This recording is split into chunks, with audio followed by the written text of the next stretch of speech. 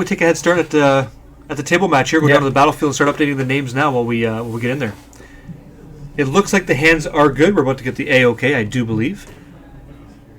Call me crazy. 3, 2, 1. Hey! Dave's on 5. Pardon me? Dave on 5. Dave is on 5, guys. You heard it live. That doesn't surprise me because Red Devotion has hands that are very specific in terms of what they're looking for, right? And here was the thing. The evolution of the red decks became red splash white for Chain to the Rocks. Yep. And that is not an avenue that Dave has taken here, guys. So let's update the names, and I'm going to commentate the matches for you. So Temple of Malady, turn 1, met with that sweet, tangy mountain and a pass. It looks like a Kamigawa mountain, I believe. Kamigacha mountain, and this looks like a Fleece Main line. Fleece Main line. That's a good start. Great start. And a pass. So Dave kind of shaking the hand a bit, a little bit of disappointment, I would imagine. Yeah. He needs to hit land drops or he's done. And here's the thing with Abzan Aggro, it's relentless. So if he does have a decent hand that Abzan Aggro can have... if Inoffensive comes down here, that would have been a snowball that would have been impossible to stop. Really hard to stop because now your lines are going to be 4s, and it's going to be 5s and 6s, and it's very out of reach. No land here again. Looks like a pass, and this is just a gentleman's pass. Because he's almost at this point where he wants to this game is over. There's no way he can come back. Like, Trevor had to have nothing. Honestly, the reach of Red Devotion might surprise you, but here comes a Siege Rhino. All right, that's going to be trouble for the matchup as well. Damn should have mulled. He was already down 2-5, guys, so you could be in his spot, and he's going to pack it up. So that's a quick game 1. So now, Dave wearing the shirt Mr. Lucky, being anything but this week. Was not lucky right there. It's not in the cards sometimes, and let me tell you. No. I know all about it. Yeah, so that doesn't necessarily surprise me because, it's a kind of deck where doesn't have green, doesn't have anyone to accelerate into anything. Yeah. What he's looking for is basically a nice curve. Yep. So they can really turn on all of his devotion spells, and if you get a bunch of funky cards, yep. So I want to talk. In trouble. Yeah, and you bring up a great point. So his point was great curves. Let's talk about a curve. What would a good curve look like? I want to see cards like either Dragon Whisper or Eidolon of the Great Revel into a Flamewake Phoenix, into a Thunderbreak, into a Fanatic of Mugus, and then I'm hitting you with Storm Breaths, Crater Claws, and you're out. Yeah, that's the idea. That's what we want to do.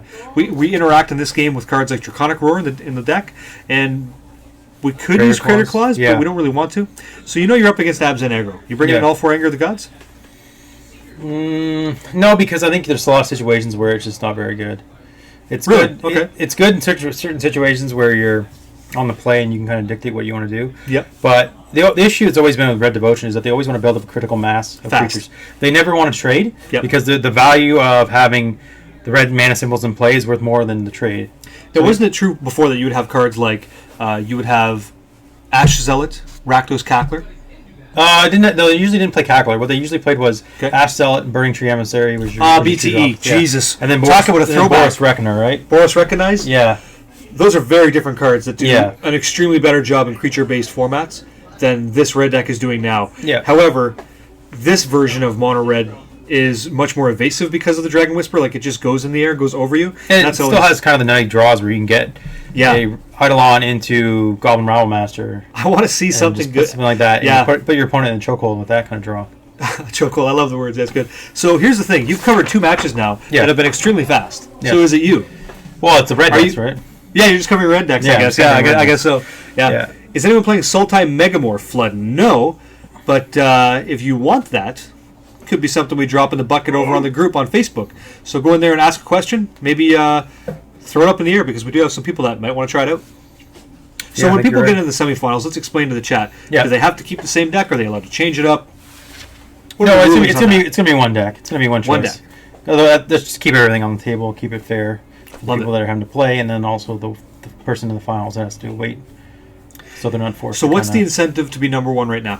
So the incentive to be number 1 is you got to buy into the finals. A buy into the finals. Yep. So you're already playing for the. So you're basically locked up either $30 or $40 for a credit. Done. And first place. We're going to have a tournament coming up, and that is also going to help fuel the second season of this, which will be season 2 of the Standard Super League here in Windsor, and all of the support. The entry that goes in that tournament is also going to fuel the prizes for the next season. Is that right? Yeah, minus the winners because we're not going to force them to pay more than everyone else in the league. No, of course. So basically, what happens is that if you win, you get the credit, the $5 credit towards entry fee, which is basically will help pay for it. Well, pay for that. That's good. So if you guys are interested in maybe setting up a league of your own with some rules you want to check out, we've got a ton of content here on the stream, and again, we have a Facebook group which is public. You guys can go in and join and ask questions. And obviously, I'm wearing an MTG Blogger shirt, which is a community-driven stream that I put on. And I would encourage you guys to do this, because if you're as excited about Magic as we are, then maybe this is something you should do, because I know I've learned a lot about the way I play. Yeah, it helps. I know I've played. Yeah, you get to review yourself play Magic, and sometimes, and Patrick Chapin said it best, as he does in a lot of different things, you're only as good as you are, not as good as you think you are. So, while that may come as a shock to some people, it's good to watch yourself play and go, oh boy, really should have kept open that hero's downfall. And I didn't, and that cascaded into the game losing. Or it gives you the chance to see what your opponent had. Maybe you can see what's in their hands. So you can say, well, maybe I should have played around this. Yep. I didn't think that they might have this. So that's another thing I should have played around, or could potentially have played around. Every single week, the day after these streams, I go back and rewatch my video footage. So for that reason alone, you could start streaming, or you just record yourself playing. It may seem a little cockeyed or sound strange, but if you're interested in getting better as a magician, a Magic player, not rabbit out of a hat, but Magic, obviously. You could do that too. You could do that. And if you're doing both, I think the sleight of hand is actually going to help you. Well, let's not go down that road, though. It actually will help you, because you know how to shuffle cards. Yeah. That's what I meant. What did you think? Well, I thought you meant like trying to... That's exactly what I meant. Cold cuts and all these... Yeah, we don't want to be... false cuts. Recommending people do that. No, because you should be eliminated. And if you're one of those people out there, and I've called you out on my stream, if you're one of those people that cheats in Magic, I would really hope that you stop playing the game and understand the damage you're doing to everybody else, because you're jeopardizing people's chances of winning when they should be, because you're a cheating scumbag. And I don't promote that, and I don't speak for Brimstone Games, which is where we're streaming live from, but I think that's a shared feeling amongst most players. If you want to cheat in Magic, I agree. Yeah, if you want to cheat in Magic, peace out. That's what you got to do. So let's take it back down there and see what's going on. See what's going on in the game. Yeah, I just don't have much interest in dealing with cheating scumbags. No. Not a fan. No, you can't. So, both players keeping hands here. So it looks like Trevor is looking to see if he's going to keep. So I believe Dave already looked, and Trevor was keeping his 3-2-1 door? Too soon. I believe he's going to keep, though. Looks like he's got a solid hand. Looks like there's some commands in it, and Fleece Mainline. What a great card in this matchup. Oh, yeah, because he does have some... He does things like the Eidolon, which he can make him sacrifice. Sounds really good. Good to go. Thank you very much. If you're not cheating, you're not trying to win. Kelvin 711. Hopefully that's not true. Yeah, I think that's just something people say to make them feel better. I mean, there's something to be said about finding edges in a match, which is like... There's a difference between edges, though, and just flat out cheating, right? That's not what I'm talking about. Yeah. There's different things about trying to gain little edges you can get and versus just flat out. So speaking of edges, I think Kelvin here is talking about finding edges in the commentary team, which is us, and trolling us hard. So back at you, sir. You have been sniffed out. Looks like he did bring in Anger of the Gods and Eidolon of the Great Revel. So he's going to try to do some damage early.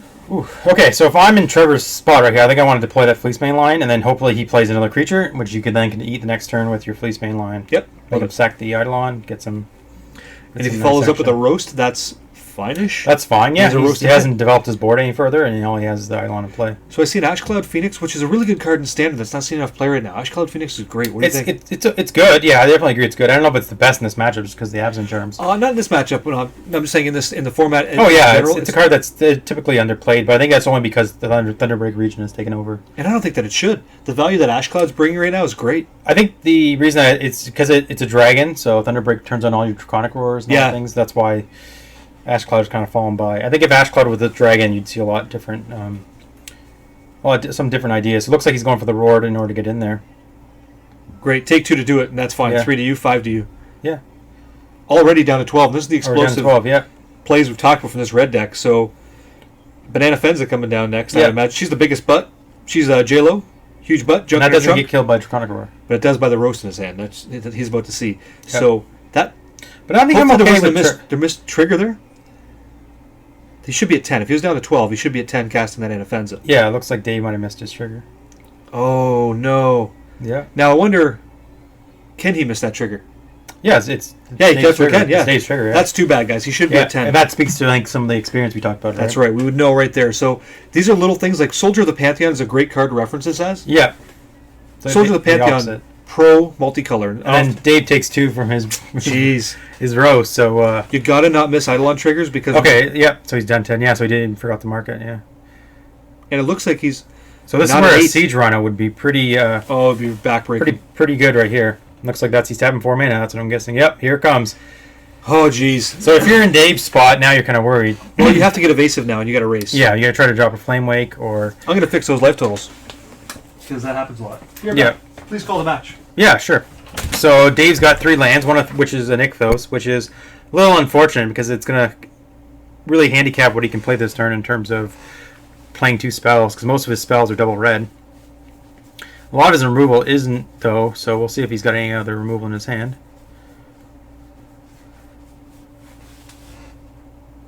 So we're all tied up at 13 here. And it doesn't look like... it looks like Dave has a Crater Claws, a Goblin Rabblemaster, at least 1 Storm Breath. Sorry. Okay, so you get out there, cool as a cucumber, quiet as hell, everybody's deeply focused, but we're having a good time. I mean, it's not going to slow down. No. Some laughter over there. So I don't know if Dave realized he's in a sticky situation, but it looks like I'm going to guess the Rabblemaster's coming down. Oosh. Yep. I would much rather see a Flame Wake. And then a pass. That's the gross part. What can you do? Yeah, it's a pass, right? You have to just drop it, let him eat the Goblin with your Siege Rhino, and pass. And if Eidolon gets a chance to do if Nykthos gets a chance to do what it's supposed to do, we could start seeing him just go over the top and win the game. Yeah, but unfortunately, though, he hasn't really been able to take advantage of it. Yeah, I would have liked Rabblemaster's only 1 red. I would have liked to have seen a Flame Wake Phoenix there, just start pressuring the life for sure. Yeah, definitely. And he should be 11, which would put him down to 9 again, which is not safe again after you've just played a Rhino. So tough. So it just tells a lot of what Dave's Trevor's planning if he attacks with the Rhino here. Looks like he's got a bunch of charms and an offense in his hand. Yep. So we'll see how aggressive he wants to get. Looks like he's getting very aggressive. It's a race. This is definitely a race. Well, he can make it a really good race if he plays a charm. I mean, it's a preference thing, Fox. Some people, that's the way that they are. Yeah. Well, that's going to be changing very soon, so. Possibly. I do suspect if anything sticks, that's going to be the one. Oh, yeah, that's definitely sticking. I did manage to tweet out to Mr. Sullivan, and I said, hey, thanks for changing the game forever again. He comes back with, I was like, thank you very much. So the second time he's changed rules of Magic. So always nice to be a player that's had a chance to contribute to the impact of the game. Well, now Wizards has kind of defined how your cards should be laid out. Whereas before they were very vague about it. Now there's a little more definition, so... Yeah, but it's all for the better. Oh yeah, no, it's ultimately for the viewer, and especially the new player, right, who watches the game for the first time. Yeah, media is changing. The way we all learn, the way we consume data and information is rapid as ever. So if you're in Dave's spot, you just take this 4. Troll. Oh, you even got the Thomas. Look at this, loving it. What was the question? If you're in Dave's spot, you take the 4 from the Rhino. I don't have a choice. The only way that I'm devotion going to win is if I deploy more to the board and actually build my board. So if I'm reducing my board, I'm losing the game. And that becomes a visible issue. So even though he's going to follow up the Nanofenza here, that's just that's... Does he remember the trigger, though? There he goes. Okay, Dave's got it. All right. Okay. So should be at 9 with hey, it is what it is. That's too bad. So the one issue, though, for Dave is, I believe that's double charm, right? Or am I just missing it?